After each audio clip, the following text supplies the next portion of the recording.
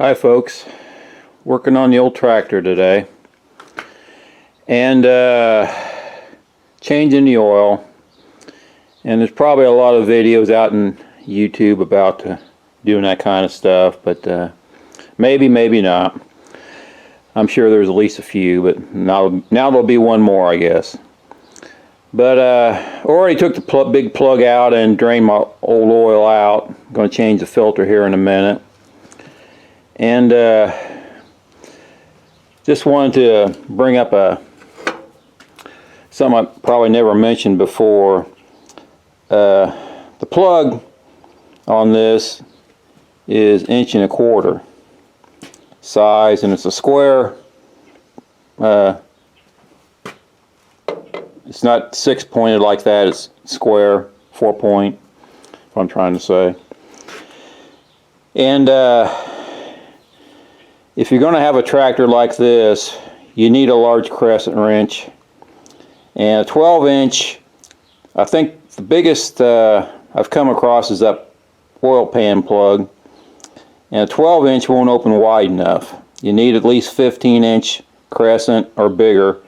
I've got an 18-inch around here someplace. I just can't lay my hands on it right now. But I went ahead and used this 1 1/8" socket. It's 12-point, and it's just a little bit loose on there, but it works okay. But a 6-point plug won't work on 4-point, like a 6-point socket won't work on a 4-point plug, put it that way. 12 will. I don't have any. I don't even know if they make 8s anymore. I doubt it, but they usually make 6 or 12s. And I kicked myself a long time ago. I went to an auction. I rarely go to them. And a fella had a real old set of sockets. They were 1/2 inch sockets. And they were 4-point. And I should have snarfed them up just for the antique value of them, but that would have come in handy on this. But most of the bolts, plugs, everything are 6-point. So, you know, it would have been nice to have just for the, you know, like I say, they're antique. And a lot of the old tractors and old buildings, anything they bolted together way back before the World War II, basically had square-headed bolts and nuts on them. That's how they were made. And you use kind of a monkey wrench type of wrench. You didn't use a crescent, more or less like that. You used more like a monkey wrench, more like a pipe wrench type of wrench. But I'm getting off the subject, but she's still dripping just a little bit, so I'll let her go. I usually use Wix filters or Fram filters on my tractor. And the Wix number is 51452. I'll be putting that on here in a little bit. I always put a little grease or a little engine oil on that seal. And when I take the old one off, I always make sure that seal comes off with it. A fellow I worked with on a farm back in the late 70s. We're lucky the tractor had two oil filters on it. They were side by side. Took one off and stuck the new one on. You know, put some oil on it, stuck it on there. Took the other one off and put some oil on the new one and stuck it on there. And he started up, ran it, and drove it down to from one pole barn down to another. And didn't think too much about it. Kind of put it in there and shut it off. And I happened to be down there, me and the boss, unfortunately. And we walked by it, and I mean, the outside of the filter had oil running down it. And he said he had checked it when he had started it, and it was not leaking. You know, checking for leaks basically. So we pulled the filter that was leaking off, and it had, the old one had come off, and that seal had stuck on the underside where it screws on, and with two seals on there, it won't seal right. Two O-rings, it won't seal right. It'll leak. So you always want to make sure when you take a filter off that O-ring comes off with it. Because if you don't, especially like in a car where you can't get up there and see sometimes, it won't leak right off the bat, but eventually it'll start leaking, and it'll leak a lot. And you can ruin your engine real quick if you run out of oil. Everybody probably knows that, but I'll mention it anyway. But over here is the plug that comes out. It's a great big plug, and that oil comes gushing out. Step out here where maybe you can see better. Usually most of the sludge is right down there inside, and that little indentation, you couldn't even tell it was there.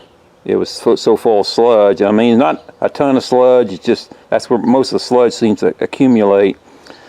And this screen is there for a reason. It helps filter the oil, kind of like the oil filter does.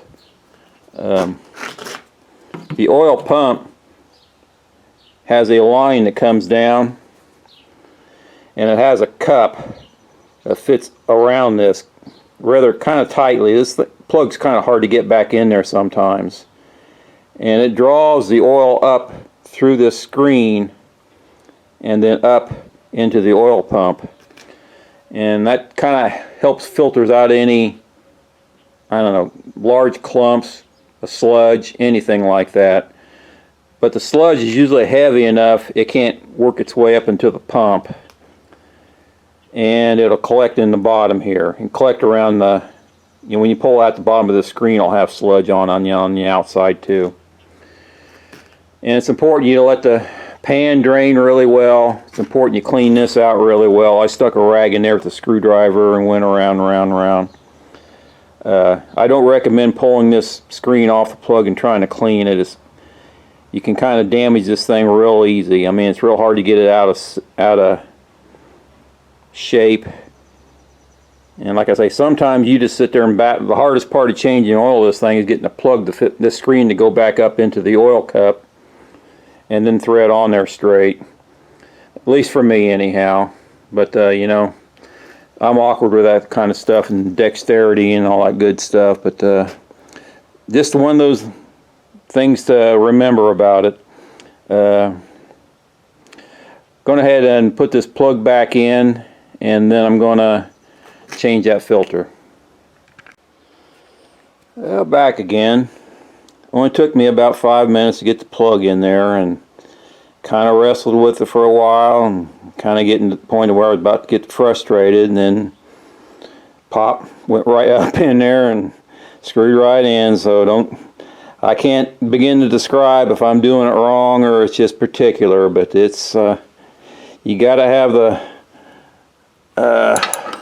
things going your way, I guess. But it works. It's an old system, but it works fairly well, so I won't, put it down. I changed my filters with this. It is a little thing I bought at Rural King, I believe. I don't know if they mind me plugging them, but you slide it over the end of the filter, and then you ratchet, and it draws tight, and then it breaks the filter loose, which is my hardest part anymore. My hands don't have the strength they used to have, and getting the filter loose is the hardest part, especially reaching up and getting to them sometimes is the hardest part, but doesn't work too awful bad. I mean, it can be a little funny to mess with, but it's better than, it's like say standing there fighting it for 10 minutes and this is just a lot easier. But I'm going to sit you down here and try to pop this off. I don't think I can do it one-handed. Maybe I better try.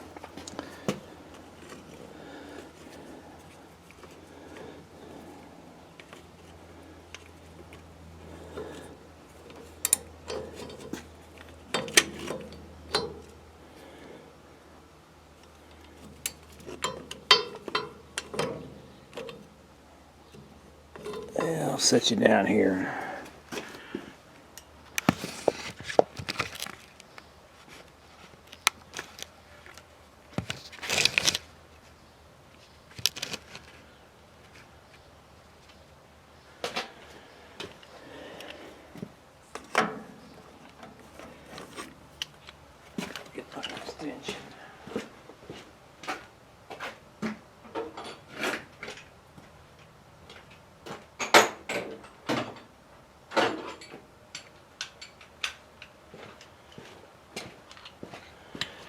try it with the extension on it.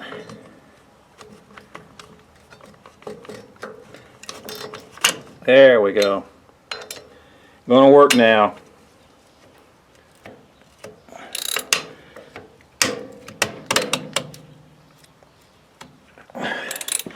Sometimes they just work themselves on there fairly tight. There she goes.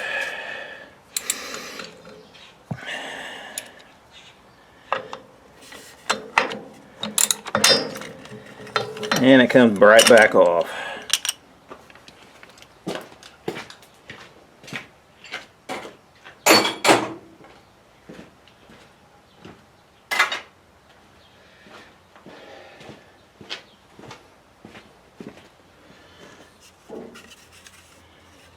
This Fram number 2 is PH8. The letter A is an alpha. I don't know if I said the Wix number. I don't know if I said the Fram.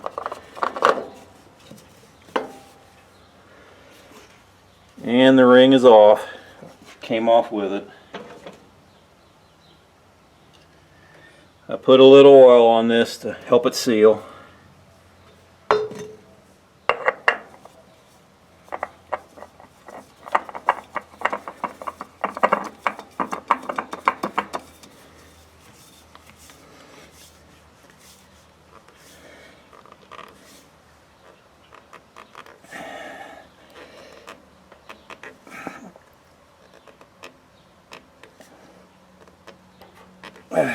There we go. She's on there.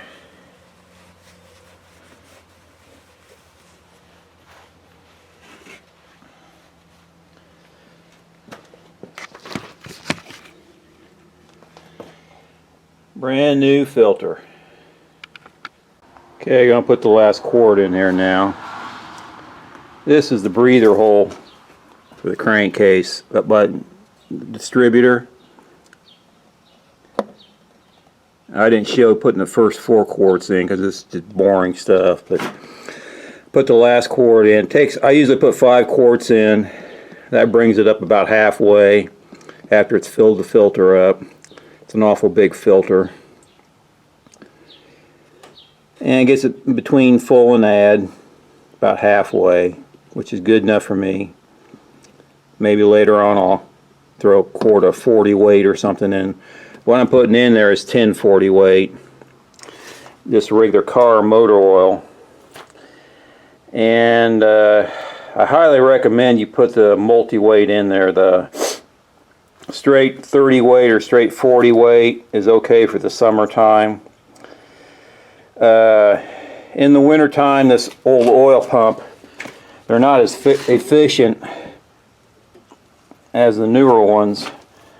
And they just seem to have trouble getting the heavy, thick oil up and circulating. It takes them a while. Well, that little while it takes it for it to get going, a lot of wear and tear is going on your internal of your engine. And this is the breather. There's like a Brillo pad inside here that helps catch the oil. It lets the dirty air get out and relieves the pressure from blow by on the cylinders. That's what it's supposed to do. And the metal catches the oil. The thing is, the oil sits in there for a while, it turns to sludge, and this is something you ought to take apart. You take this wing nut off, and this comes apart. The cap comes off of it, and you clean that Brillo out, and just put it back in and put it back together. That's all there is to it. And actually, it does an important thing by letting the blow by. There we go. You gotta get that slot lined up. By letting that blow by go, relieve the pressure on your engine. It's kind of like a PVC valve in your newer engines that helps not if the pressure builds up from the blow by in the crankcase, it'll start pushing oil up past your rings, and you'll start burning oil. And your oil will kind of look like it's turning to I don't know, milky, sludgy, almost like you got a head gasket problem. The problem really is you just got built up positive pressure in your crankcase. Well, I'm going to move on to the next project, which I think I have enough fluid to change my transmission crank case here. I think I do. I have about a gallon and a half. I think that's about what it takes. And I want to go ahead and change that. Haven't done that in a couple years. So we'll move on to that. Okay, down here to drain the transmission case. And this is the plug that does that. Now there is plugs farther back that do the hydraulic, and one on the back of that hitch that does the differential. And you just remove this. I've already broke it loose, and it's another 4-point. But you see that it's kind of milky. I do these every other year. I do the transmission one year and I do the hydraulics the next. But you know, it's got milkiness to it, which means water condensation's gotten in there. And this tractor never sits outside. It always sits in the barn. At least it may sit out overnight, like one night a year, if that much. But just the condensation in the air is enough to get in there and make that milky. It's not terrible. Color is not terrible looking on it, but I'd rather not take a chance because you get moisture in there, you get cold weather, you can lock up your gears and it's not going to lubricate like it should, and it's just one of them things. If you're going to do it, you got to do it right to be on the safe side, because getting in there and having to replace gears and fixing gears, no fun. I can tell you that much. I haven't had to do it on this one, but I've had to do it on other tractors. And I think there is even some videos out there, guys got water in their tranny and had to thaw it out and get the water to come out. A little trick I do, and I'll do it here, I won't show it, but like on the hydraulics, I'll take the plug loose just to where it just starts to drip, and the water will always be at the bottom of the reservoir, what water there will be. And it may only be a few drops, it may be, you know, a little bit of nothing, you know, quarter of a cup or whatever else. But when you just crack that just enough to where it starts to drip, let that water drip out, and when you start seeing oil come out, just screw it back up tight and stop it. That way you can get at least some of the water out and save yourself a lot of hassle. Usually if I change the hydraulic, like next year, I'll do that. I'll come up and crack this one open and do that to it won't be a lot of water in it, maybe just, you know, maybe none. But at least I feel better knowing at least I tried. But that's what we're going to do. This plate here, I believe there is a filter up in there. I've never changed it. I got my finger on it. And there is a place over there on the hydraulics that I believe there is a filter there also. I'm going to have to get into that one of these days and change those. I've had this tractor about, gosh, about 5 or 6 years, maybe longer, you know, longer than that. I probably need to be looking into that. It's probably something that's overdue or about to be, you know, needing done. But we'll let this drain, and then I'll refill her back up. That's about all you do.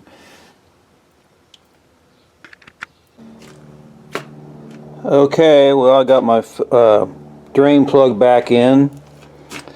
This right down here by the clutch pedal is the full hole.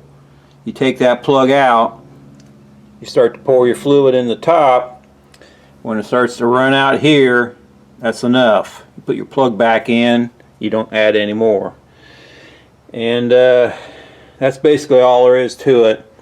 I'm not going to show doing it because it's just, you know, more boring stuff, but that's how it works. I went ahead and cracked the drain plug on my hydraulics, and really just oil was starting to come out. My dipstick I mean, the stuff still looks almost new, hydraulic fluid. And what I use is 80-90 weight. I get it from Rural King, but it's 80-90 weight. It's a little kind of on the expensive side. I get the GL5. One thing I would say about your hydraulic, you use that in the transmission and the hydraulics, and I use it in the rear end also. You could use a heavier weight in the rear end, but not in the hydraulics. If you're going to change your hydraulic fluid and you use your tractor reasonable amount, change your hydraulic fluid in the spring or the summertime and get a little work out of the oil. The one thing these tractors are prone to do, and mine does it every so often, is when it's really cold in the wintertime and you go to plow snow, your hydraulics are super slow. That pump just can't, viscosity in that oil is so thick, it just has trouble pumping till the oil gets warmed up and then it starts to flow better. Mine usually doesn't do it too awful bad, and I've done it when it's at 10 below, you know, just start it up and go out there and do it. And it runs a little slow for the first 5 minutes or so, and then it does a lot better, but it always works. I have, I think the first year I had the tractor, I changed both the transmission and hydraulic fluid, and it was late fall and didn't get to use the tractor that much. And that winter I struggled with it because it would take forever for that oil to warm up enough to where it would flow freely in there. But that's just a little thing on the side. This is where you fill your hydraulic up. Over behind that spring in the rear end is where you fill your rear end oil up.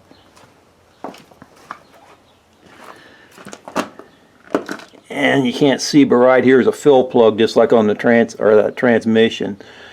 And the one thing I found with this too, I had seal leakage on this real bad when I got it, and I replaced both seals, and I went ahead and put new oil in the rear end, and I had this up to where the plug is, and it seemed like my seals were still leaking a little bit. Not a lot, but a little bit. And I read on a forum, the fellow said you don't need it clear up to the plug on the rear end. If you can stick your pinky finger in and like bend it a little bit and feel it, you want to leave it down, you know, a ½ inch or so below this axle, so it doesn't sit out here. The level of the fluid doesn't keep it in the axle and let it sit here, because if it sits there against the seal, it'll eventually leak past the seal. And that made sense to me. So from then on I have kept it down just a tad bit from the plug, not a lot, but you know, a little bit, and my seals have not given me any more trouble. So that may be something to consider too. Well, I think I'm going to go ahead and fill that baby up and take her out for a little test drive here. I'll maybe film that. And just one of those things, you do a little maintenance on this thing. I grease it up every spring real good. Probably over grease it, to be honest with you, but I'd rather it be too much than not enough. Same with the mower. But let's get this thing filled up and get the cat back on. I don't know if you can hear me, but she seems happy now. No leaks. Can't really tell much difference in the transmission. I just feel better knowing it's got new oil in it every other year. I could probably go longer than that, 3 or 4 years. But I just don't like, oil's not that expensive, and it's a great, I don't know, treat the problem, you know, before it gets to be a, you know, real big problem. And changing the oil regularly, regular maintenance, greasing, stuff like that. You can't prevent things from breaking down. That just happens. But it will sure extend the life of gears and, you know, internal engine parts and things like that. Well, I think that's about enough for today. I'll She's warmed up pretty good, and the oil pressure's up. Oil pressure's up about 50, which is good. I think I'm going to back her back in the barn and finish the little garden tractor. Got a few other chores to do today. But everyone have a great day. Thanks for watching.